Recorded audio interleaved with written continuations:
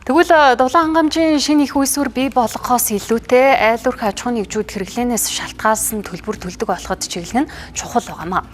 Нийтийн орон сууцны айл өрхүүдийн ердөө 10.5% дулааны тоолууртай байна. За гэр хит халуун үед цонхоо онгойлгох зэргээр температураа тохируулах нь дулааны үр ашиггүй хэрэглээ болж байгаа юм. Тиймээс айл бүр тоолууртай болж хэрэглээнд суурилсан төлбөрийн тогтолцоонд шилжих шаардлагатай байна. Ингэж шилжихийн тулд хуулийн зохицуулалт хийх шаардлагатайг салбарынхан онцоллоо. Тэгэхээр нэг өсөндөө тоолоор хэрглэж ийн гэдэг маань би өөрөө хэрэглээгээ удирдах чинь тий. Одоо үнэхээр халуун дулаан байгаа бол тэр нь гадаа температурын нөлөөллөөр өөрийгөө тоолоор хэмжих хэрэгслээрээ би дулааныхаа хэрэглээг зохицуулт хийнэ л гэсэн гол утга л да. Энэ 171 мянган айл өрх тоолууржаад ирэх юм бол нэлээдгүй буюу 20% хэмэлт гарлаа гэхэд бол 600-аад мянган ккал дулаарны эрчим хүчийг бид хэмнэн.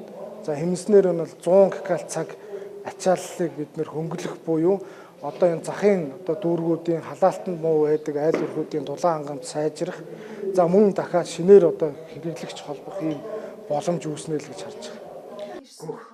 Тавчхандаа орон сууцны айл өрх бүр дулааны баталгаад тоолуур тавьбал айлдаач эрчим хүчний салбартаач хэрэгтэй шийдэл болно.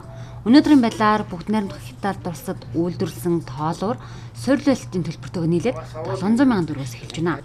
Нэг удаадаа энэ хэмжээний зардал гаргаад тоолуур тавьулчвал айл өрхөд одоо хэрэглэж байгаа дулаанаа хянаж сарын төлбөр нь 40-50% буурах боломжтой байна.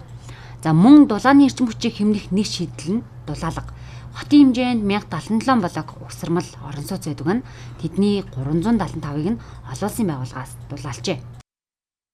Дулаан техникийн шинжилгээ буюу дулаалсны үндсэн дээр 210 гаруй мянган тонн хүлэмжийн ялгалыг бууруулна гэсэн тооцоолол гарсан байна.